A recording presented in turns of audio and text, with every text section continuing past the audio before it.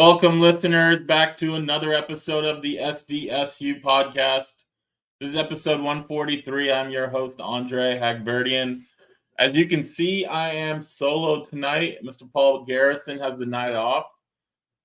Family commitments, which are nothing to complain about for sure. So Paul has the night off. I am here. To talk Aztec football. We will have two special guests, obviously, tonight. Aztec for Life linebacker Caden McDonald will join us in a few minutes. And then a little bit later, JP Mialovski, who's a class of 2025 quarterback who has already committed to San Diego State, committed back in April. He will join us as well later. He was at Snapdragon Stadium on Saturday night as part of a recruiting contingent visiting for the game, so he can tell us a little bit about what he saw. Obviously, the performance on the field was not very good for the Aztecs. They get shut out, lose to Oregon State 21-0. Second straight year they've been shut out at home. Obviously, everybody remembers the Nevada game last year. Don't need to rehash that performance, obviously, but everyone, I think, still kind of, when they think shutout, remembers that.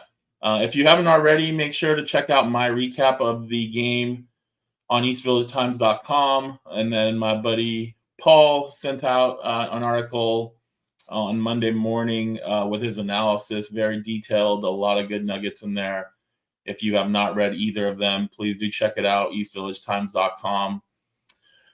As people are filling in, we're getting started. Obviously, with myself being solo and no Paul, I want to hear from you guys. Let me know your thoughts on the game. Let me know what questions you have. I can help answer them before and after our special guests. We can kind of recap what happened on Saturday night and look towards California on Saturday night coming up.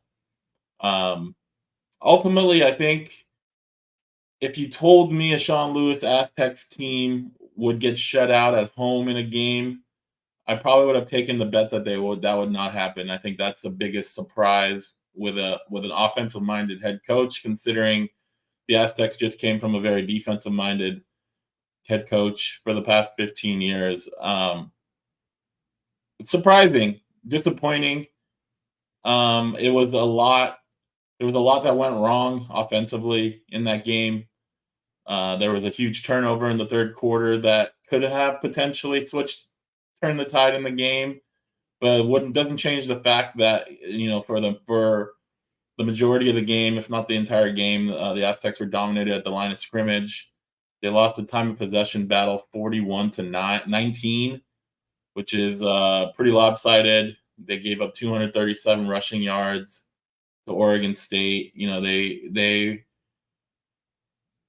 It was a pretty sound defeat. I think the score, obviously, if they go in and score and don't fumble and it's 7-7 in the third quarter, who knows what will happen after that. But pretty much, I think the Aztecs, have a lot to work on offensively. The defense played really well for the most part, again, at least through the first half.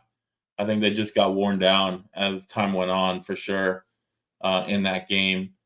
Having to be on the field for 41 minutes, I think that takes a toll on anyone. And I think in the past couple seasons, that had been a concern as well when the offense was getting 3-and-outs and they weren't sustaining drives and the defense was on the field a lot. With Aztec Fast, you kind of almost felt like they could still lose a time of possession battle often in games, but you thought that was because they were scoring fast and they were scoring touchdowns in 2 minutes and giving the ball back to the other team.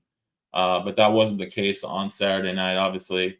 I think the two things that stood out for me were the penalties. After having 16 penalties in a game against an FCS team, you knew that would be an emphasis from the coaching staff, from the players, and Sean Lewis said that, the players said that, and then they came out and had 7 penalties in the first 25 minutes of the first half against Oregon State. Multiple holding penalties that really derailed drives. I mean, I think Sean Lewis was asked, how many plays on his play sheet does he have for second and 20 or third and 18, and there aren't that many of them. And if he does have any of them, the likelihood and the probability of those are fairly low. And so I think the penalties definitely hurt them. And then the injury to Danny O'Neal, pretty early in the game, he was hit on a screen pass, knocked to the ground. He put on a brace, kept playing. I think that it's fair to question, whether he should have been lifted for a healthy quarterback. It's fair to question if the injury hindered his ability to make some of the throws he needed to uh, make some of the runs that were called, at least the read option stuff. And so I think that ultimately, Coach Lewis felt like Danny he was healthy enough to go back out there and gave him the best chance to win. But I think a lot of fans, at least we've seen, that have questioned whether Javance Johnson should have gotten in the game, at least towards the end in the fourth quarter when things got out of hand, at least down three scores, and it would have been a chance to give Javance an opportunity at least to get his first action in Division I college football. The fumble obviously was a big play. I think the disappointing part of that was that it was a pitch option, and the play before, it was the same play call. Danny O'Neal pitched it to Cooper, and I think he got down to the 2-yard line. They ran the same play again on third down and goal at the 2. This time, Marquez Cooper was covered. I mean, I think the outside corner or safety kind of took that away, and O'Neal had to keep it. And I think the defender came in and did a nice job stripping it, and Nico Taylor recovered it. And so I think that could have given the Aztecs some life. But as I said, if you look at the stat sheet, you look at the rest of the game, Oregon State definitely was a better team. I've seen some people use the word outmatched. You could say that. I don't know if I'd go that far, but it definitely looked like Oregon State was a better team on that night. And if they played again, who knows if the game plan is a little bit different. And you go from there. We got our first comment here, PJ, one of EVT's great photographers. What's going on, PJ? Hope you're doing well. Send us some questions or comments if you guys got any. I know it's the Tuesday night. Don't send us please Aztec football questions, not presidential debate questions. I'm sure some of you guys watched that. But let's. I think we can make the case that this is a football podcast, but it was still kind of entertaining seeing the commentary on X or Twitter about that. As we wait for Caden McDonald to get here, the other aspect of this that I wanted to talk about was, let's see here. Don DeMars has a comment. A few things that were very noticeable. Another one of our great EVT photographers. Noticeable during the game, the size difference of the Oregon offensive line versus the Aztec defensive line. Missed tackles that resulted in extra yards and extended drives. Yeah, definitely. I mean, Oregon State, as of a few months ago, was a Power 5 team, and I don't really know how the Pac-2 is considered these days. Probably not really a power conference anymore, but they've definitely recruited as a Power 5 team, and they have a lot of big guys, a lot of beef up front. And something we've talked about is the Aztecs, don't really have a lot of beef on the defensive line. They've got, I think, one guy that's at 300 pounds or listed at 300 pounds, so they're playing a lot of guys that are a little bit smaller, undersized. In the 3-3-5, that was working because they were doing a lot of stunting, a lot of disguises, a lot of different things. And with the 4-2-5 and having 2 defensive tackles, you're not doing as much of those disguises, and so you can make the case that they want to get bigger, and they did. Some of the guys that are playing now are bigger guys than what they had previously on the roster in the spring. I mean, all 3 starters on the defensive line or defensive tackle are new to the roster after spring. Krishna Clay is a JUCO guy. Tavis Tuiati came in from, I believe, Colorado State. Sam Benjamin from Arizona State. So, all these guys are new guys, so the defensive staff definitely focused on trying to get bigger inside. I think it's still a work in progress, but they have what they have right now for this season. That's what they're working with. I think the defensive line can improve, but Oregon State was just a tough matchup because of how well they can run the ball, how well they can block, and it was definitely a disappointing performance. But the defense they hung tough considering that they played around the field for 41 minutes, and it really is a game that the Aztecs really didn't have a great performance. Fernando, how's it going, Fernando? Good to see you back here again this week. Says Oregon State wasn't the better team that night. Aztec beat themselves with all the penalties. Yeah, you can certainly make that case. 7 penalties. I believe they only had 1 penalty in the second half. So they did at least for one half clean that up. And the turnover was killer. Oregon State, protected the ball pretty well. Obviously, when you're, doing so well running the ball and you're controlling the clock, they passed the ball decently, but they were not taking very risky throws. A lot of the stuff was shorter stuff or things that were, not, man-to-man coverage or double coverage or anything like that. So they didn't put any issues with getting passes intercepted or things like that. So it didn't really give the Aztecs defense much of a chance. The first game of the season, the defense scored 2 touchdowns. So, that helped obviously get them to 45 points overall, but they didn't have much of a chance in trying to get any turnovers in this game. They didn't have any sacks on the Oregon State quarterback because obviously they were running a lot. And when they were passing, it was short, quick stuff. And then, not a lot of opportunities for tackles for losses because the Oregon State offensive line was doing so well in that regard. Let's see here. PJ, were there more 10 to 15-yard passes last week versus this week? I do not remember the tight ends being involved. Definitely. I mean, I think Jude Wolf might have gotten 1 target later in the game, and I don't believe Mikey Harrison had any catches. And Harrison had several catches in week 1, especially in that third quarter where the offense kind of picked it up. So yeah, they definitely didn't go deep as often as they did in the first game. I think a lot of that was because in the first game, Texas A&M Commerce was kind of selling out for the run, and they were having a lot of man-to-man coverage on the outside, which is why they were taking those shots. But yeah, I don't think they would.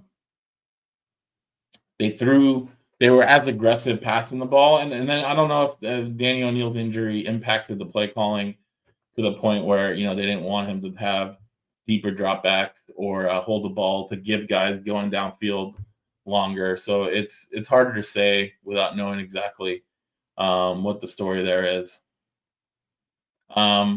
Fernando, I'm not saying that they would have definitely won, but it would have been close. Yeah. I mean, as I said, you score the touchdown instead of fumble at the goal line. It's 7-7 in the third quarter. But the overall stats definitely speak for themselves when it comes to that regard. Let's see here, guys.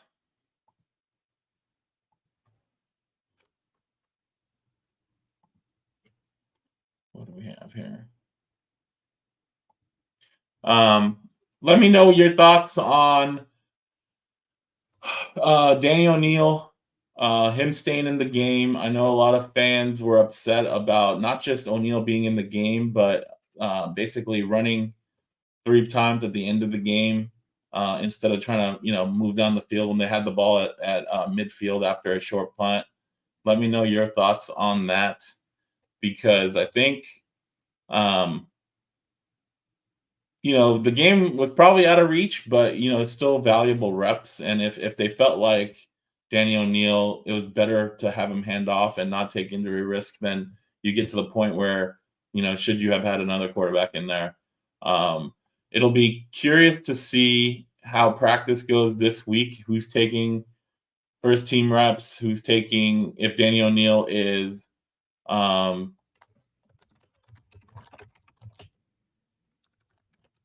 let's see, if Danny O'Neal is um, healthy enough to practice fully, or if it's an understanding that he's gonna rest Javance, maybe taking reps, but it's a game time decision. If he's healthy, he's still gonna be the starter. So I think that um, a lot will be determined probably midweek. Now the depth chart comes out on Mondays before practice, so the depth chart isn't really going to tell you much, especially as the week goes on with injury progress or new injuries or things like that. So that's not going to tell you much. And obviously, Sean Lewis is not really going to say much as well.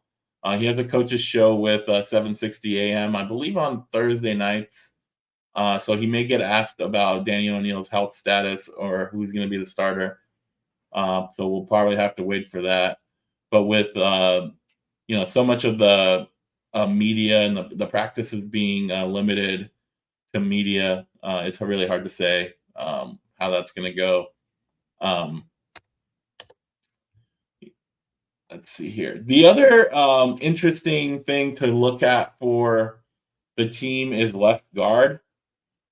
At the start of the season, Christian Jones started at left guard. He started and played left tackle last year for about half the season. He's 6'9". Very rarely do you see left guards that tall, that big play left guard. But he started there. And, with Joe Borjon's ACL injury in week 1 out for the season, unfortunately, they've moved Christian Jones back to left tackle. And then now it's a matter of who's the best left guard. Miles Morale, who played guard last year, is coming off off-season surgery. He came in after Borjon's injury last week, played the rest of the game. He started this week. But at halftime, he gave way to Ryan Silver, who started the second half. And then Dean Abdullah took over for Ryan Silver in the fourth quarter. Initially, Miles Morale had 3 penalties in the first half, 3 of those 7. So you wondered if that was the change was due to Miles's play performance. But I've also heard that it's more out of limiting his snaps because of his knee struggles. Even before he transferred to San Diego State, he had multiple knee injuries and surgeries in high school and while at Washington. So he's definitely, unfortunately, been battling an injury bug. A lot for his football career. So that definitely has not helped his status when it comes to being on the field. And so I don't know how that's going to move forward. Ryan Silver is a redshirt freshman. He had an injury last year. He's worked his way back into the fold and to be a primary backup, and then being in a position to be able to play as a starter in the third quarter last week. But it's hard to say what they felt like he did and why Dean Abdullah took over for him to finish the game. So Sean Lewis was, non-committal after the game. He mentioned that they're still trying to figure out who the best 5 guys on the offensive line are, considering Joe Borjon's injury. I think that's still a work in progress. I think you can see multiple guys still keep playing there. I think they feel good about the other 4 spots, with Christian Jones at left tackle, Braden Bryan at center, obviously Ross Ulugalu-Masuli at right guard, and Nate Williams at right tackle. I think that they've got an opportunity to have a formidable offensive line if they can figure out who that left guard is. And then what they'll do is they'll be able to kind of keep that continuity, things like that. Because Joe Borjon is not coming back this year. And so it'll be interesting. Dean Abdullah played and started several games over the last 2 years, so he has experience. Ryan Silver, as we mentioned, is not as experienced, but came in out of high school as a heavily recruited guy from Junipero Serra High School in the Bay Area. So we'll have to see what's going on there. at that point. Let me know what you guys think. Who should be the starting left guard? Who would you like to see kind of take a hold of that position? Um, the other thing that I wanted to bring up that has kind of made news in the last 2 days is Mark Ziegler from the UT's article talking about the Pac-2 and their options for realignment or conference affiliation. I think one of the nuggets in there was a quote from JD Wicker that said that the Big 12 had offered half a share to San Diego State, half a share of the new media deal, and that JD Wicker felt like that was um, not worth it for the school because they would not make any money and they would be at the bottom of the league and they'd be playing in a tougher conference with a financial deficit. I think I'm surprised a lot of people are kind of shocked by that comment because I think if you go back to this time last year or really last summer, there were definitely reports out there that said that the Big 12 was interested in San Diego State. JD Wicker had said, I believe in the Athletic, that it was either going to be the Big 12 or the Pac 12. So that kind of confirmed that there were discussions had with the Pac 12, with the Big 12. And then there were also reports that the Big 12 wanted to give half shares to a group of 5 schools that they were looking at adding.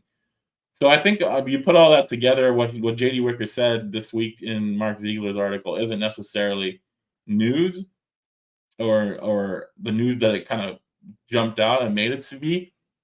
But I think that it's probably the first time that JD Wicker has actually said that, or somebody has said that. But I think at that time the Pac-12 had not imploded yet, and I think things had been working towards San Diego State getting an invite to the Pac-12. We all know what happened on that Friday morning, what San Diego State expected to happen and what actually ended up happening. So I think it's tough to look back on hindsight and say, yeah, you should have taken the Big 12 deal without knowing what was going to happen with the Pac-12. And then once the Pac-12 imploded, that Big 12 offer was no longer there because part of the Big 12's offer was before those 4 corner teams decided to go to the Big 12 from the Pac-12. So it's necessarily like you can look back on it and say, well, you should have taken the Big 12 offer, but at the time it was not an appealing offer compared to the Pac-12. Then you can go back and say, well, is being in the Big 12 at half a TV deal share better than staying in the Mountain West where they currently are? That's a difficult question to answer without knowing the true finances, but you can make the case either way. You can make the case that even being in a Big 12 at half a share is still more money. Yes, there's more costs as well. Your recruiting can pick up. Your schedule and the teams you're playing are better, so you can maybe fill seats more, and you can recoup some of the revenue there. But winning a championship and making it to the playoff is probably a little bit more difficult. Whereas staying in the Mountain West, you have a better chance of being a conference champion and maybe being the highest group of 5 ranked team where you can actually get into the playoff. Now that there's a 12-team system, obviously San Diego State has a new coaching staff and a lot of new players, and this year is probably not going to be that year that they're vying for a playoff spot, but I think that's their plan and that's their goal to be able to do that. And so yeah, that's definitely an issue there regarding that. As we sit here, Peyton McDonald was supposed to join us. Unfortunately, it does not look like he will be able to. So we'll probably have to reschedule him. We still hope JP Mialovski will join us in a little bit. Let's see here. Fernando says they should move Bryant to left guard. They can. I think Braden Bryant has experience playing all over the line, so they can. I guess the question goes, who plays center? Ross Ulugalo can play center. That's where he played last year. But then who plays right guard? So I think it's kind of a musical chairs, right? If you try to, plug one hole, you could open up another hole, and so it's difficult to say what the right recipe is for for the offensive line. Mike Schmidt is an experienced guy, and he has his work cut out for him to try to figure out who's going to play that that position because we we've seen guys move around and play well. We just saw Christian Jones go from left tackle to left guard and then go back to left tackle. So that's definitely a thing. Ryan Silver can also play center. That's true. Yes. Thank you, the Johnsons, for joining us. I think there's a lot of versatility on the offensive line.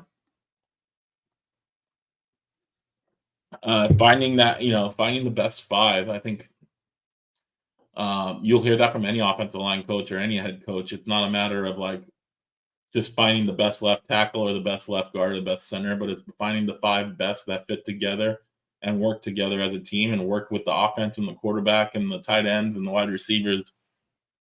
I think that's another thing. Marquez Cooper, he had a breakout first game, obviously. Breakout, not in the sense of like he hadn't had a breakout before, but I guess breakout in the San Diego State sense because it was his first game as an Aztec.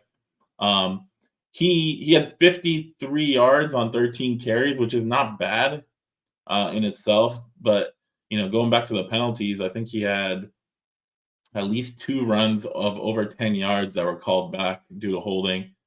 I had another one. I think that was like 8 or 9 yards. So like if you put those on the stat sheet, and then you give him more carries because instead of the penalties and being backed up 2nd and 20, you're getting first downs, you're gaining momentum. Then I think he definitely could have had a better performance. I don't think he had a bad game. I think his touches were limited. Obviously, I think he had 27 carries against Texas A&M Commerce, and he had less than half against Oregon State. So obviously, if you have less carries, you're not gonna do as well, especially playing against tougher competition, going from an FCS to an Oregon State. Let's see here. So as we look forward to this Saturday night, San Diego State is going and playing their first road game at California. I'd have to say, before the season started, you look at that Cal game and think that's a winnable game. Cal has not been great recently, and you thought maybe San Diego State could get off to a good start with the new coaching staff. But next thing you know, Cal goes and beats Auburn at Auburn. Now, Auburn is not the powerhouse that it used to be, but it's still impressive to go into SEC country and beat an SEC team at their own game, right? It was a 21-14 game. The game is on Saturday night at 7:30 p.m. on ESPN2. It's rare for the Aztecs to get an ESPN game, especially with the Mountain West deals being more CBS and Fox now. But yeah, they get to play on ESPN2 on Saturday night. Johnny Oliveira, one of our writers on EVT, wrote a preview article. So make sure you go and check that out on eastvillagetimes.com because it was a great article. It gives you a little bit of insight. And Paul and Don, who's joining us here, they are making the trip to up north to, I'd say up to 5, but I think they're flying. So it's really more up the coast, over the rainbows. But yeah, they'll be in attendance there. They'll have all the action, all the photos, all the recaps done. So definitely you follow them on social media and eastvillagetimes.com. I think a couple things to note about Cal. They lead all of NCAA college football with 7 interceptions in 2 games. So they are opportunistic. They're ball hawks. They are looking to get after. They can pressure the quarterback, and they can obviously pick off the quarterback. San Diego State, Danny O'Neill, I think one of the knocks Watching Danny O'Neal in the spring game and in the Fan Fest scrimmage was the interceptions. For for everything you want to say about how Danny O'Neal has played, he has 0 interceptions to this point over 2 games. So I think you have to feel good about that. But now, if he is the quarterback, if he is healthy and he will start, he has to continue that because it's going to be tough with on the road.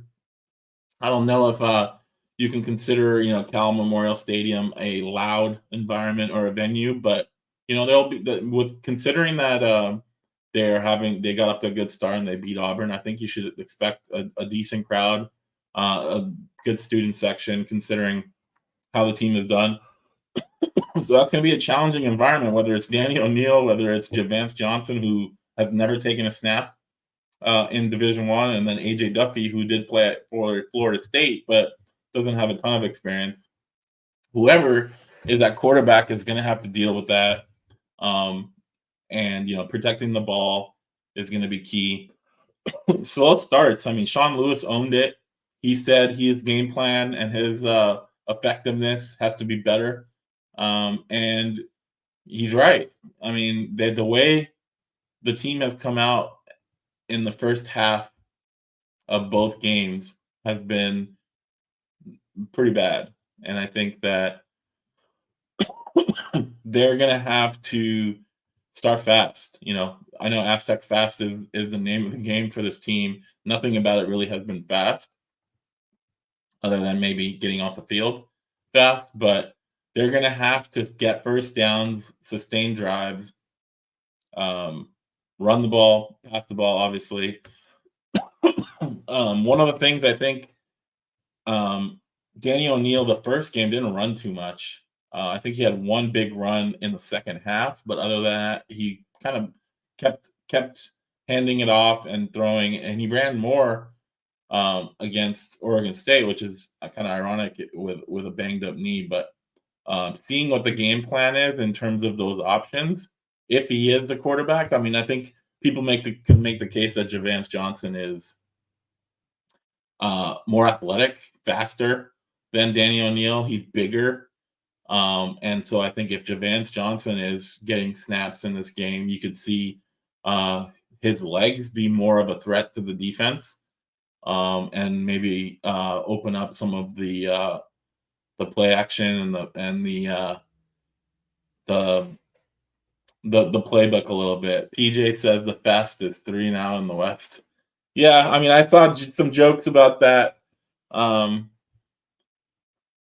social media. I mean, I think if you have branded this Aztec Fast and have kind of, led the marketing with so many aspects around it, I think you're kind of have opened yourself up to some of those comments. But it's only been 2 games.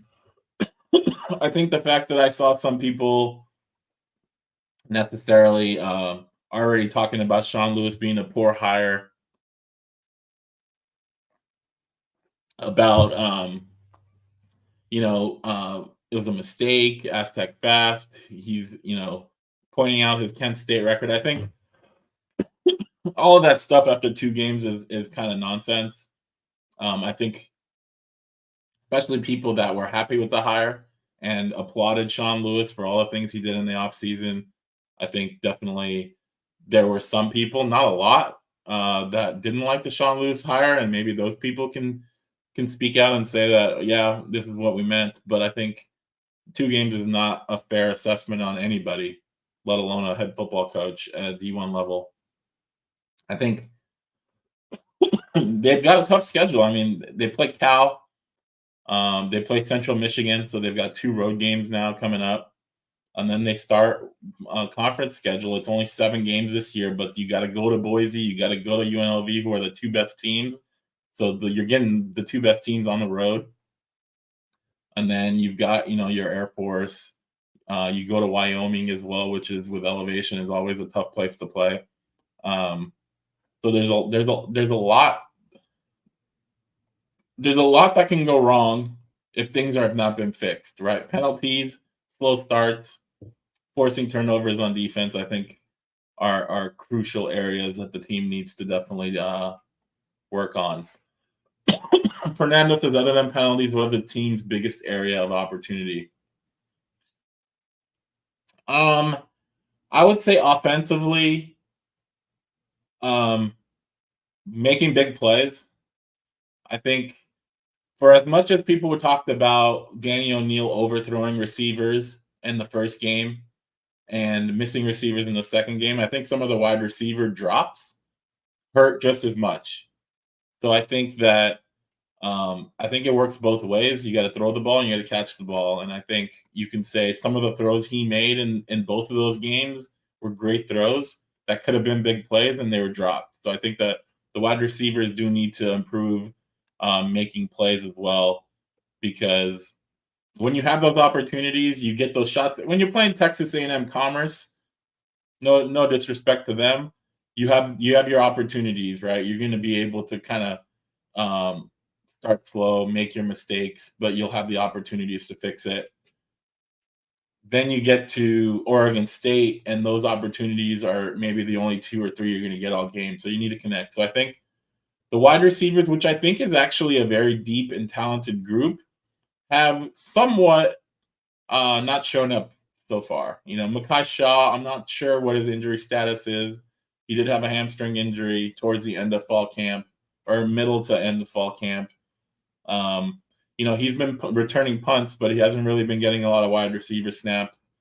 Lewis Brown had a big play, um, had the biggest play offensive in the game with this acrobatic catch.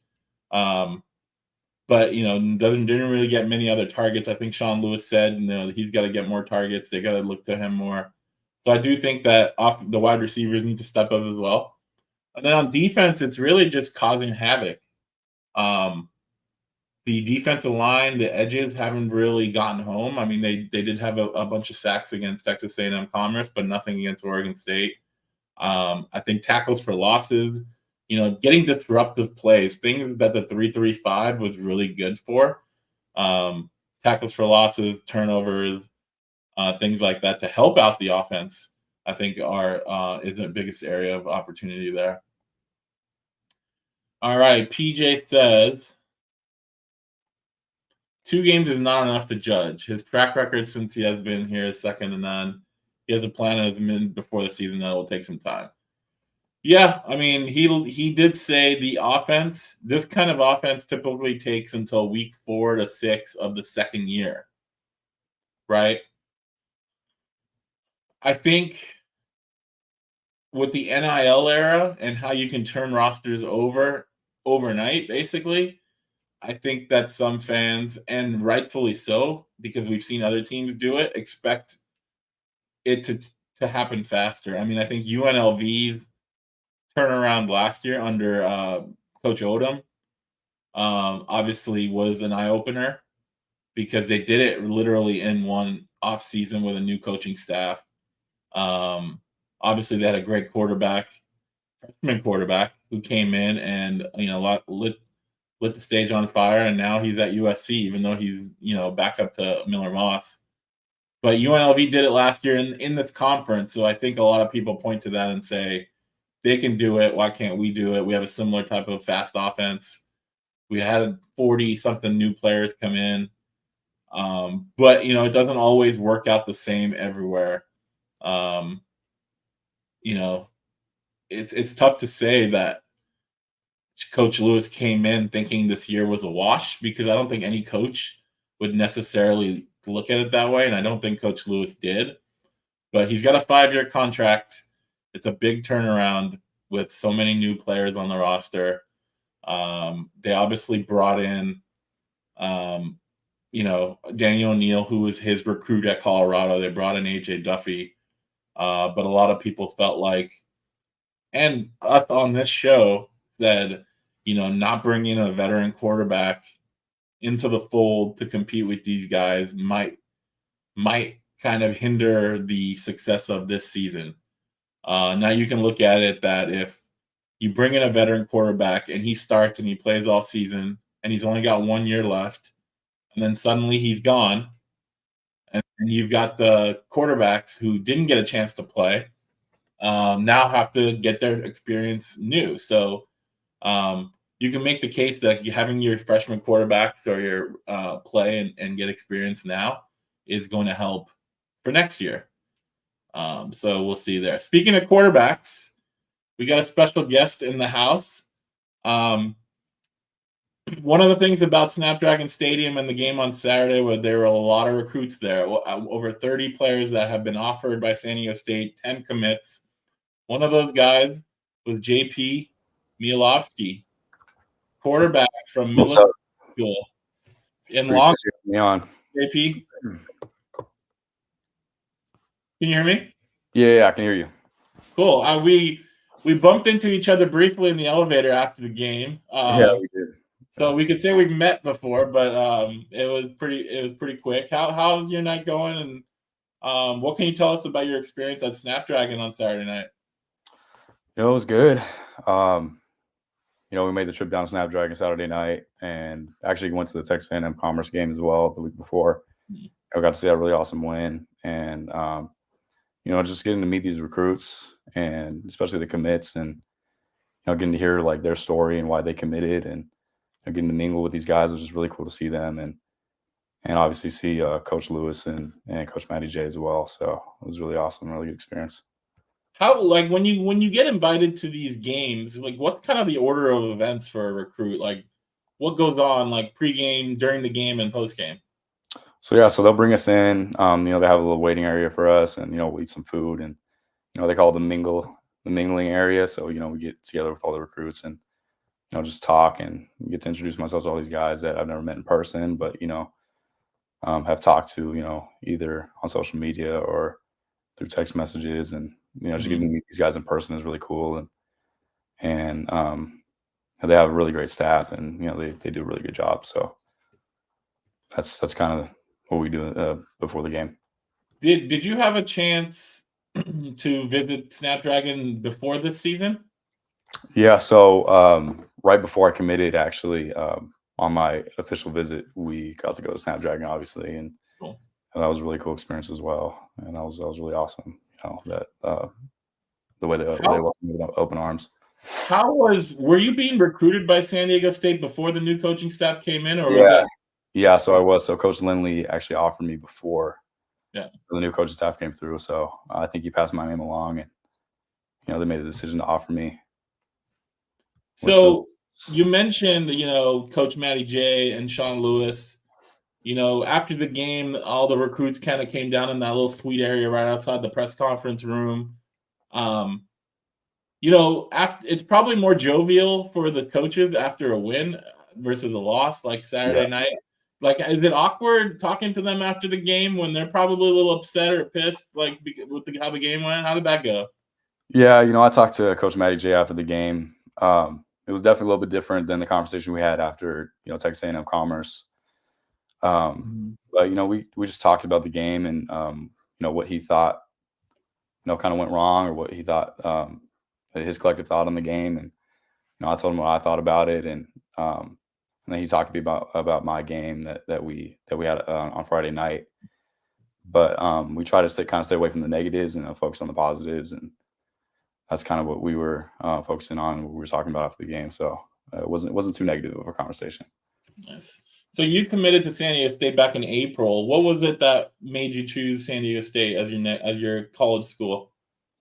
It was really the relationship that I ended up building with Coach Lewis and Coach Matty J and the rest of the coaching staff. The vision that they had for me in their offense was definitely something that was attractive to me and, to my family. And, I was just really excited, going down there, and the way they welcomed me with open arms on my official visit. And they took me around, we went to the Padres game and did a lot of really cool stuff. And I just felt like home, just felt like home when I came down to, especially Snapdragon, and seeing that amazing stadium, and just the future of the program was definitely a big motivator.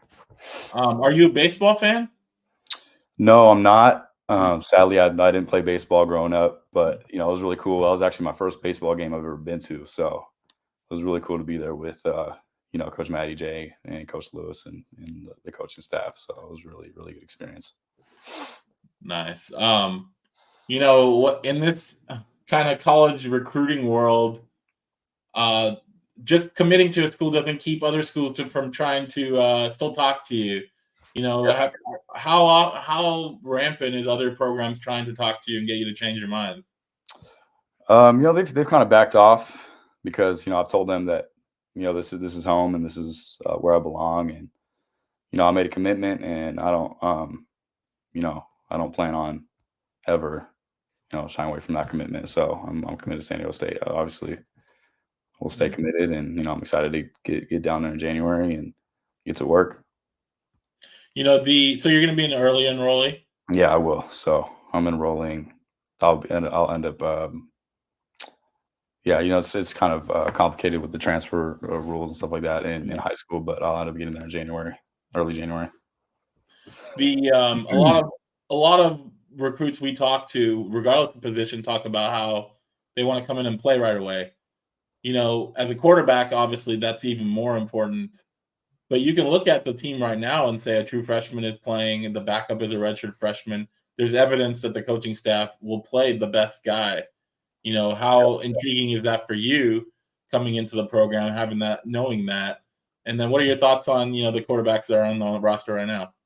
It was very intriguing. When they were recruiting me, they were telling me that I have a good chance of being that guy coming in, and that was really one of the big motivators for me to commit.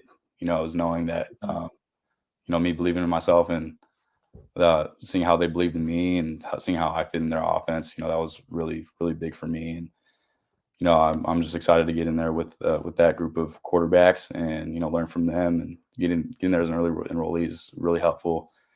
To be able to learn and start to get used to the college level and the speed. But yeah, I'm just excited to compete and see where things go next season.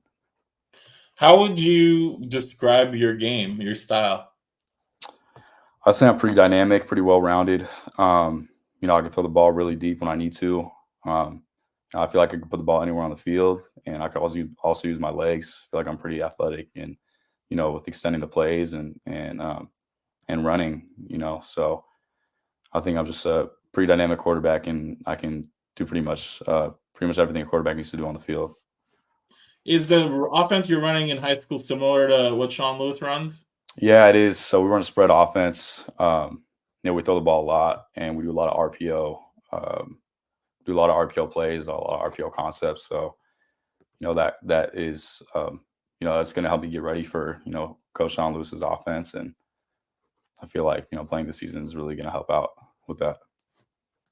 Give our listeners an idea of your work ethic. What are you doing right now? Obviously, you're in the middle of a high school season, but what are you doing to kind of be a great quarterback when you get to San Diego State? Yeah, so I've really been working on my leadership role, on my team. I'm a senior. I'm the quarterback of my team, so really being a leader and being able to get these guys to rally around me is a really big thing. But also, I mean, my work ethic is, I say, is really good. I'm gonna be that guy that's gonna go give everything on the field and put all my work in the weight room, and I want to be that example that people can look up to, and when things go wrong, I want people to be able to come to me and you know, um, ask me what to do, and guys get to rally around me. And I feel like I'll be a really good leader for any guys that are, especially the 25 classes coming in. And that's what, people are going to get out of me. You mentioned your senior currently. You guys just played in a 69-68 game. Unfortunately, you lost that one, so it might be a bad memory. But it was the 13th most points ever scored in a high school game in California. What was it I know. like It being in was the middle of that game? some basketball scores put out on that field, right? Yeah. Yeah, I mean, offense did really well in all areas. The run game was really, really good. I had 4 touchdowns myself, 2 on the ground, 2 passing. I think I passed for, I don't know, 200 yards, had 69 yards rushing, something like that.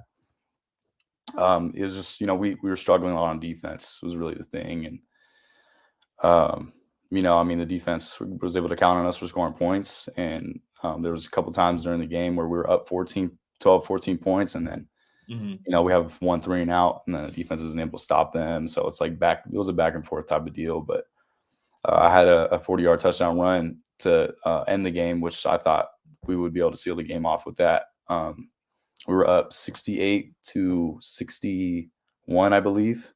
68-62, and with 2 minutes left in the fourth quarter, and Downey was able to come back and drive downfield and score and beat us with an extra point. So it was tough. The guys definitely put their heart out on that field, and I'm proud of every one of them. But it's definitely something we can learn from and come back this week against Upland, and use that as a driving force for us to win this game this week. Are you high school in Long Beach? Are you born and raised in Southern California? What's your background? No, so I'm born and raised in Las Vegas. Okay. So I grew up there. Played youth ball there, and I just had a good opportunity to come out of California and showcase my talent. And I ended up going to St. John Bosco for freshman sophomore year, and then transferred out of Bosco, came to Millikan. Had my first start on varsity, and my recruitment just started skyrocketing from there. I started getting offers, and I ended up committing after that season. So yeah, I mean, I was born and raised in Las Vegas.